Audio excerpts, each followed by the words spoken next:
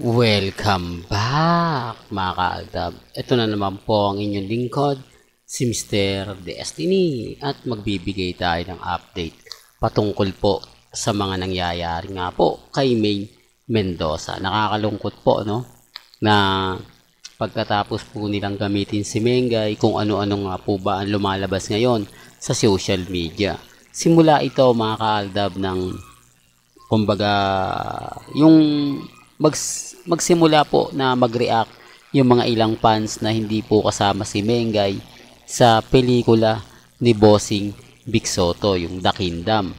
Kasi kita naman po sa press con at sa mga nakakasama niya na wala naman po talaga si Mengay. Medyo nadismaya yung mga ilang mga main fanatics at nag-react na hindi po nagustuhan ng TVJ. Kaya nga po sabi ko sa inyo, si Mengay nga po, yung tipo talagang tatanggalin na ng Itbulaga.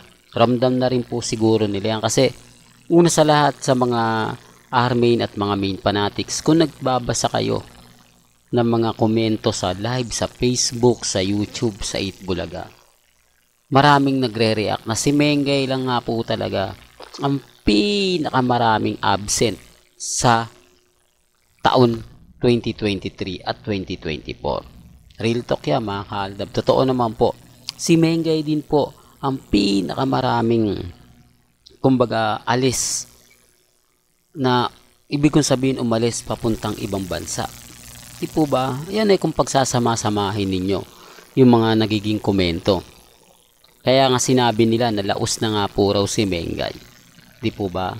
Si Bossing na rin po mismo may sabi at TBJ na kaya nilang palitan si May Mendoza na marami pang nag-react na laos na nga po raw ito ni hindi nga po raw kasi ito nakikita sa mga telebisyon. Mas sikat pa nga po raw sa kanya ngayon si Miles Ocampo. Well, kung pagbabasihan nyo lang po mga kaaldab yung social media, masasabi kong mas sikat nga po talaga si Miles Ocampo. O baka sabihin nyo, ako Mr. Destiny, bumaliktad ka na ba? Naka-miles ka na ba o sa talagang TV5 ka na? Hindi po. Ang sa akin po, pag pinagbasihan ang social media. Kasi diyan mo makikita kung pinag-uusapan o hindi. Si Mengay po kasi hindi na ganong pinag-uusapan. Si Mengay po kasi wala na talagang project. Talagang bagsak na yung mga ano sa kanya update. Ang sumisikat ngayon at ang pinag-uusapan, syempre si Miles kasi araw-araw tong pinabalita sa telebisyon. Araw-araw siyang napapanood sa bago niyang teleserye sa TV5 tapos nakikita pa siya sa Itbulaga. Kaya nga po sabi ko, kung pagbabasihan ang social media. Pero kung pagbabasihan po yung mga fans, abay, Mengay po tayo. Di po ba? Yan ang pinapaliwanag ko na hindi nila nagegets at hindi nila naiintindihan. Na paminsan-minsan talo talaga si Mengay sa social media. Kaya sinasabi nilang laos. At eto pa po yung pinaka, ewan ko kung bakit po ba ito bumabalik. Hindi ko alam. Siguro sa galit na rin po ng mga ilang legit dabbercats dahil kumbaga mas inuuna pa ni Mengay yung lakwatsa. Katatapos nga lang daw po pumunta ng Bangkok, Thailand. Ito naman daw po sa atin, Greece. Although wala silang pakialam. Although sariling pera naman daw po nila yan. Pero dapat mag-resign na raw po si Mengay sa Itbulaga para mapalitan na at para hindi na kulang ang host sa Itbulaga. Well, may punto naman po yung iba. May punto rin po yung mga sinasabi nila. Tapos dinagdagan pa ng mga issue. Kaya nga sabi ko sa inyo, si Mengay, talaga naman pong hindi nila na binibigyan ng pagkakataon. Hindi na talaga nila masasabing, kumbaga, alam nyo na, tapos sa Itbulaga rin naman po, pansin nyo, ito siguro mga Aldab Nation, hindi ito gaanong napapansin. Ang mga armain at main fanatics para sa inyo to. Pansin nyo po ba na yung oras ni Mengay parang nakakat? Hindi siya masyadong inilalabas maliban lang po sa therapy. At ang pinakasikat nga po na gamit si Miles at si Atasha. Well, correct me if I'm wrong. Correct me if I'm wrong. Pero yan po yung nakikita ko kapag tumitingin po ako sa Eat Bulaga. Hindi po ba? Hindi ko sinasabi to para sabihin na sinasapawan si Mengay. Kasi sikat na po si Mengay. Pinababagsak lang po nila. Kumbaga, binibigyan lang nila ng, masasabi natin na pinapahina po nila. Di po ba? Pero bago nga po pala natin ituloy itong magandang update na to, kung bago ka lang sa channel na to, at isa kang true-blooded Aldab Nation na nagmamahal kila Mengay at Tisoy, tama po ang channel na pinuntahan mo, kaya consider na po kita ang bagong subscriber. At huwag mong kalimutang i-share ang mga video po natin sa mga mommies, sa mga titas, at sa mga senior. Re-remind ko lang po yung mga ina-update natin base po mismo sa social media. Kaya hindi nila po pwedeng sabihin na hindi po nila yan nakikita, hindi po nila yan nababasa. Well, ang sabi nga po ng TBJ, kaya nilang palitan si Mengay ng 10. Totoo naman po yun Kayang-kaya po nila. Wala naman pong pinagkaiba sa Aldab Nation na bigla po nilang tinanggal o bigla nilang inalis.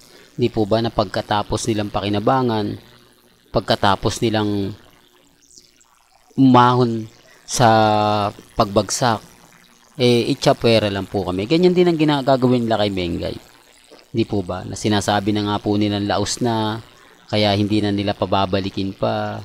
Di po ba? Sabi nga ni Bossing, laos na raw si Mengay, pati TBJ, kaya nilang palitan si Mengay kahit 10. Well, okay naman po yun. Di po ba? Kasi si Mengay nga po raw talaga, kumbaga, biglaan lang ng pagsikat. Kaya pagbagsak niya, hindi masyado, kumbaga, di po ba? Yung hindi man lang siya dumaan sa mga acting workshop, sa mga Pinoy Big Brother, Starstruck, wala. Kumbaga, bigla lang siyang sumibol sa pamamagitan ni Alden. Ngayon wala na nga po raw si Alden sa Eat Bulaga. Kaya nga po, gusto nilang mawala rin si Mengay para makakuha sila ng history o makagawa sila ng bagong history.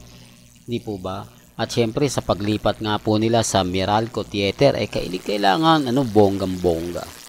Di po ba? Kailangan mas matindi yung pasabog.